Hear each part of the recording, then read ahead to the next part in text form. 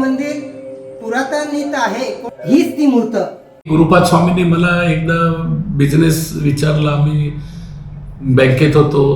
चेहरा बघून सांगितला की तुझा बिझनेस केमिकल आहे. मग आम्ही त्यांच्या पद्धतीने ते केमिकलमध्ये गेलो आणि आज एक थोडंसं काय सक्सेस झालं आहे ते यांच्या कृपेने. बाबांची समाधी ही अस्थि समाधी आहे.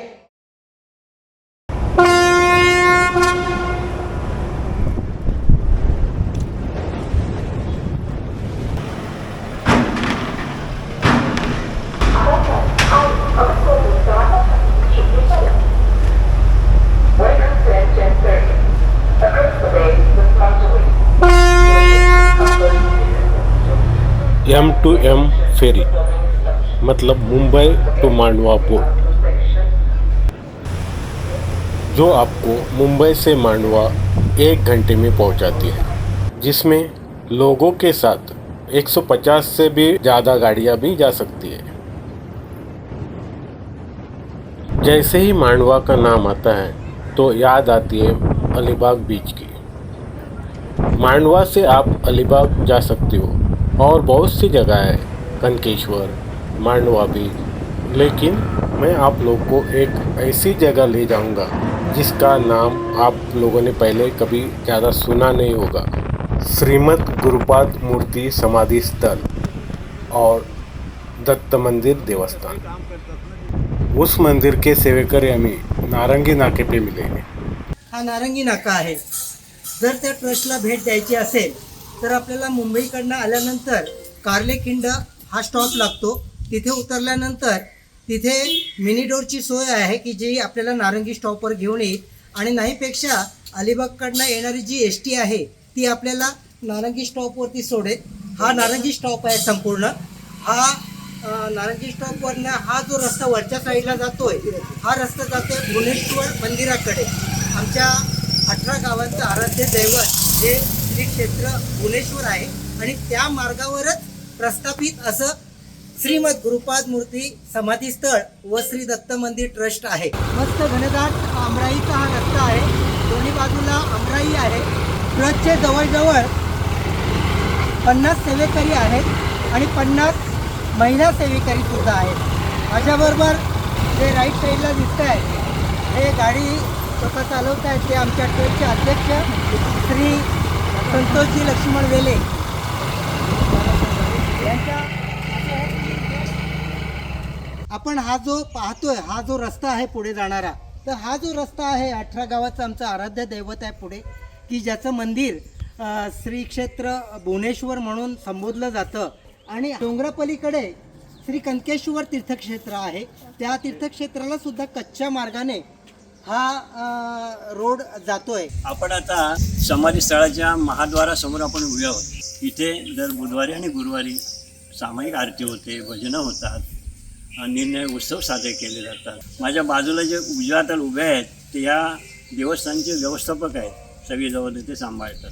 त्यांचं नाव आहे श्री प्रभाकर बाळकृष्ण म्हात्रे. त्यांच्या बाजूला सफेद शर्ट घालून जे उभे आहेत ते आमचे सेवेकरी आहेत, निष्ठावंत सेवेकरी. हर प्रकारे आम्हाला मदत करत असतात. आणि जे मरून कलरचे शर्ट घातलेले आहेत ते सुद्धा आमचे निष्ठावंत सेवेकरी आहेत.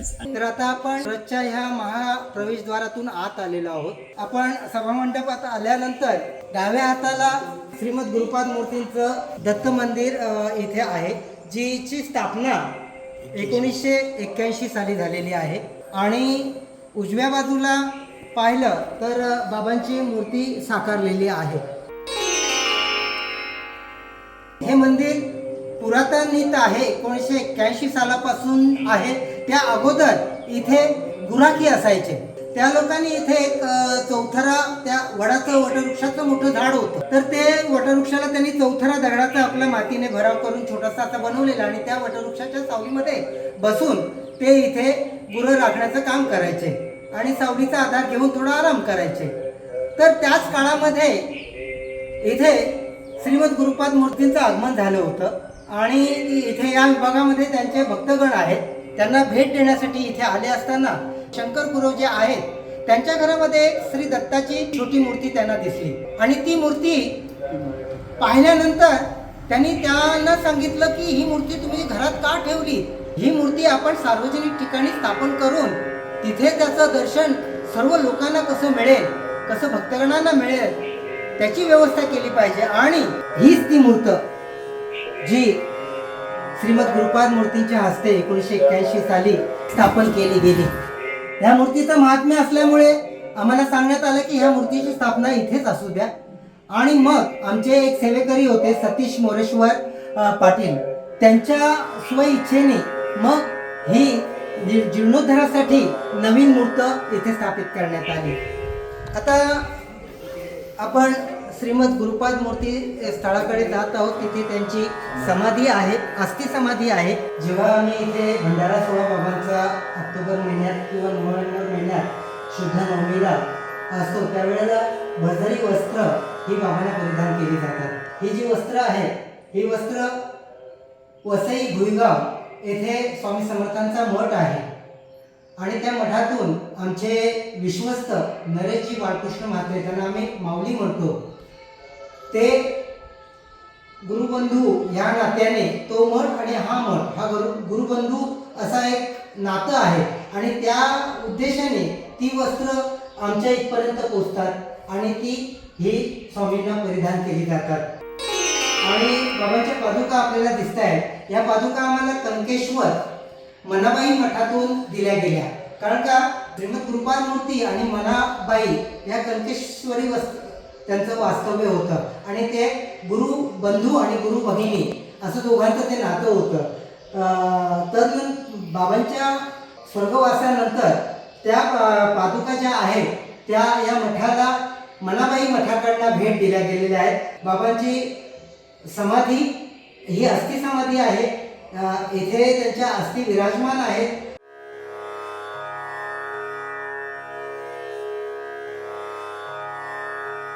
आता आपण सुसज्ज अशा भक्त निवासमध्ये विराजमान झालेलो आहोत, बसलेलो आहोत. हे भक्त निवास सर्व परीने सुसज्ज असं आहे. 2 बेड आहेत, बसायला 2 खुर्च्या, टिपॉय, त्यानंतर सुसज्ज असं बाथरूम आहे, टॉयलेट आहे. अशा ह्या 4 रूम सुसज्ज अशा आपल्या ट्रस्टच्या. आणि ह्याचं दायित्व बाबांचे निस्सिम भक्त सुनीलजी नायक, शिलाजी नाईक, त्यांच्या पत्नी आणि त्यांचा मुलगा अभिषेक सुनील नायक, हे संपूर्ण कुटुंब बाबांचे निस्सिम भक्त आहेत. आमचे गुरुपाद स्वामी, त्यांचे चमत्कार हजारो आहेत. ते काय आता सांगून फायदा नाही, ते देवाचे अवतारच आहेत. त्यांनी एकदा सांगितलं ना असं होणार, दगडाची रेष देव पण बदलू नाही शकला. गुरुपाद स्वामींनी मला एकदा बिझनेस विचारला. आम्ही बँकेत होतो, चेहरा बघून सांगितलं की तुझा बिझनेस केमिकल आहे. मग आम्ही त्यांच्या पद्धतीने ते केमिकलमध्ये गेलो आणि आज एक थोडंसं काय सक्सेस झालं आहे ते यांच्या कृपेने, कर्णाकर स्वामींच्या कृपेने, त्यांच्या याच्याने आम्ही आश्रममध्ये दरवेळेला जातो. तिकडे पण आम्ही काय काय देणगी दिली आहे. ठीक आहे, एक फुल ना फुलाची पाकळी समजा ना असं आहे. आणि आमचे देवच आहेत ते, त्याने आमच्या फॅमिलीचे भरपूर प्रॉब्लेम सॉल्व्ह केले. आम्ही भक्तांसाठी या रूम अवेलेबल करून देतो. पर रूम मागे देणगी स्वरूपात ही रक्कम आकारली जाते. व्हेज स्वरूपाचं जेवण त्यांच्या इच्छेनुसार आमचे सेवेकरी प्रभाकरजी बाळकृष्ण म्हात्रे या माऊली आहेत आमच्या, हे दोघं उभायतं इथे फराळ, चहा, फराळ आणि 2 टायमाचं जेवण ते बनवून देतात तुमच्या ऑर्डरप्रमाणे. तर अशा पद्धतीचं हा जो भक्तनिवास आहे हा सुसज्ज आहे संपूर्ण. तर इथे येणाऱ्या पर्यटकांना आणि भक्तांना आम्ही ही सुविधा आमच्या ट्रस्टच्या वतीने देत असतो.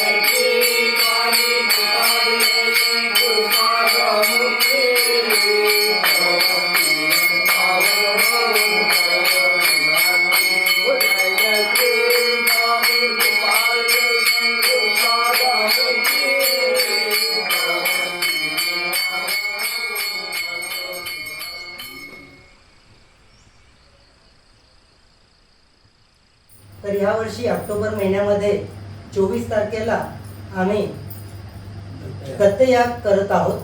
दत्तयागाला 21 जोडपी पूजनासाठी बसणार आहेत. तो यज्ञ पेटणार आहे आणि त्या यज्ञाला आहुती देण्यासाठी 21 जोडपी बसणार आहेत आणि 25 ऑक्टोबरला दुसऱ्या दिवशी दत्त बावन्नी होणार आहेत. तर त्यासाठी 52 जोडपी तिथे विराजमान होणार आहेत त्या पूजेसाठी.